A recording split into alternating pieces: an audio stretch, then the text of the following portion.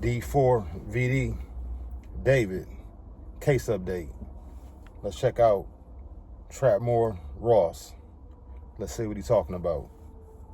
Back with another quick David update, and there's another interesting story going around that some people might think could be giving a little bit of background information to what happened, what was the series of events that led up to David being found with the body of 14-year-old Celeste in his trunk. So this is the latest. Okay, this has been going around today on the David2 subreddit.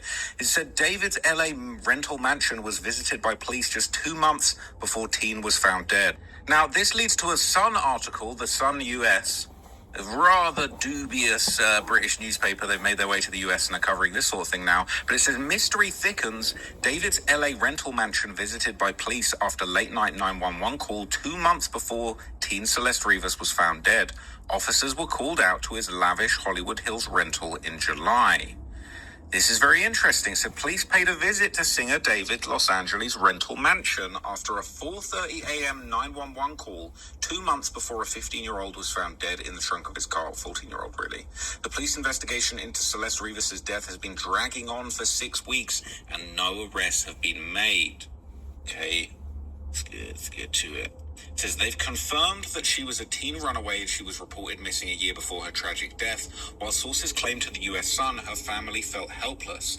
David's manager at Interscope Records, Josh Marshall, had been renting a $4.7 million home in the Hollywood Hills with 4 bedrooms and 4 bathrooms for the star, priced at $20,000 a month. The US Sun obtained information for a Freedom of Information request showing a neighbor called 911 on Sunday, July the 20th, 2025. The call was made around 4:38 a.m. regarding a public nuisance complaint, but the police didn't arrive to the home until 8:57 a.m.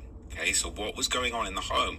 It says a spokesperson for the LAPD said the noise problem was regarding loud music being played all night long through the early hours, 4:30 a.m. all the way till the police turned up.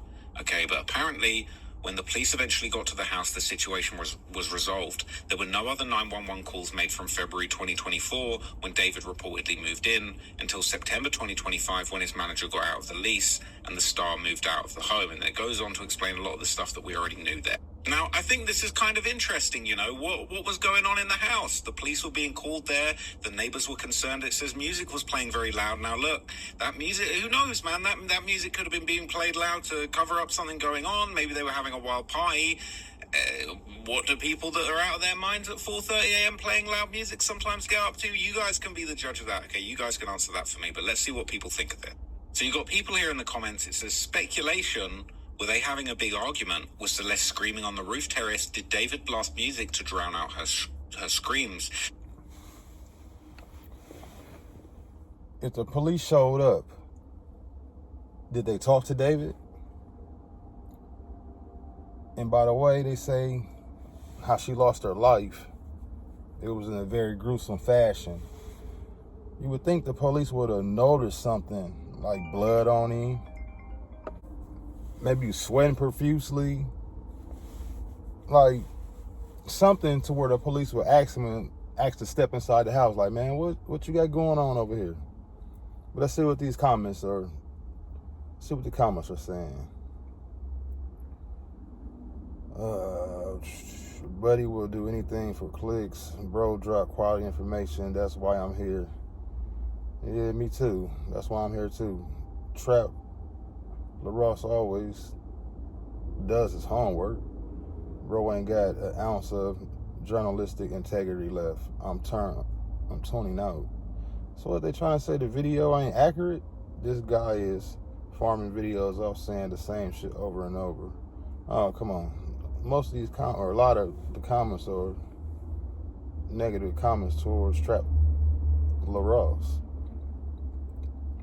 Once again, another lie. There were no other bodies found. Bro, what are you on? Yeah, I didn't hear anything about more bodies being found at his house. I mean, come on, think about it. If more bodies was found at the damn house, he really would be locked up. Yeah, the comments really not doing anything. I'm assuming that the PI is hired to find anything that could link the house and the murder. The value of the property could drop, so I'm pretty sure this is setting up a future lawsuit.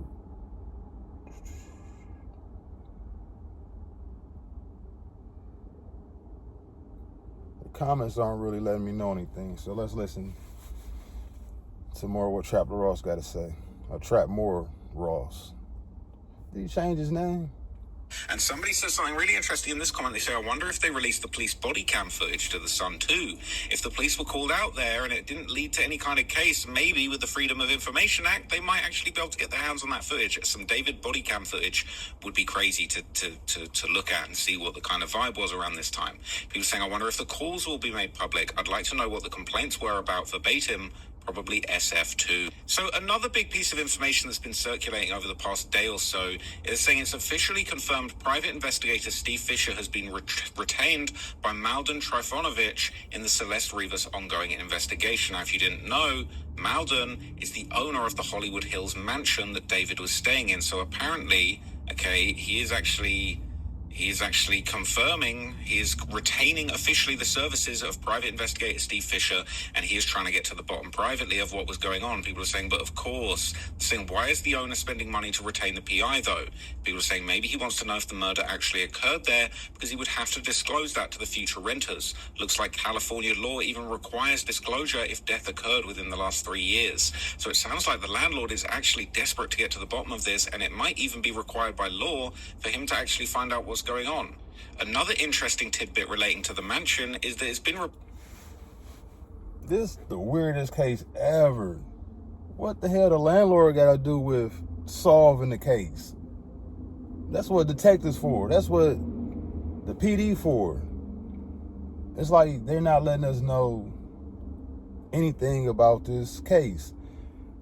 They more or less just giving us bits and pieces, and they letting us know what they want us to know. At this point, I must say, if David ain't locked up by now, I don't think he did it. I don't think he did it if he ain't locked up by now. Ain't no way in hell he'll still be free if they had any inkling that he had something to do with this. Reported in about 14 hours ago, LAPD finally got the tapes, and this was a TMZ exclusive. It said David's rental home surveillance videos are now in the LAPD's possession, confirmed by the homeowner. Okay, it says the owner of the house, Malden Trifonovich, tells the external cameras would show anyone who went in or out of the house, so the footage could help cops track Celeste's movements leading up to her demise. There was a lot of debate as to whether these cameras would have been rolling at the time, whether they actually captured anything interesting, and it seems like they were capturing some footage, and that's been handed over to the LAPD. Now, this was the full article by TMZ. It's called Cops Have Rental Home Security Vids. Was Celeste there before her death? This is pretty major, to be honest. I'm surprised more people haven't picked up on this. It says LAPD is sitting on a potential gold mine in the David investigation. Surveillance videos from the singer's Hollywood Hills rental home that could reveal whether Celeste Rivas was there prior to her mysterious death.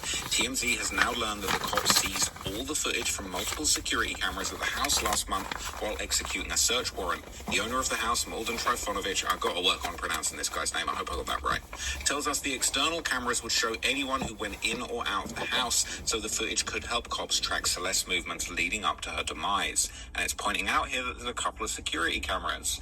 That's a couple of cameras, okay? And we're finding out that, Tesla keys are getting found in the gutter. The car was parked nearby, so this could be a major breakthrough. The homeowner Malden's...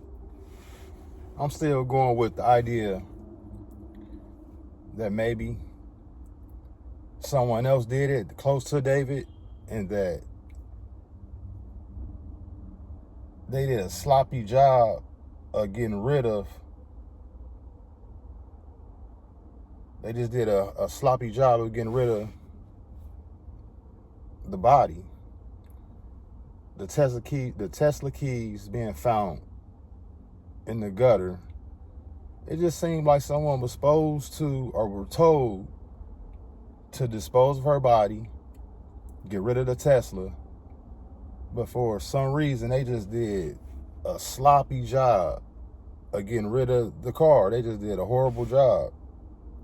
Is it against the law to make up clickbait?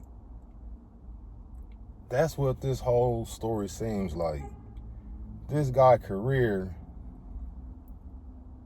well, it's still exploding. But before this situation, I'm talking about this guy just blew the roof off, came out of nowhere, was signed for $6 million.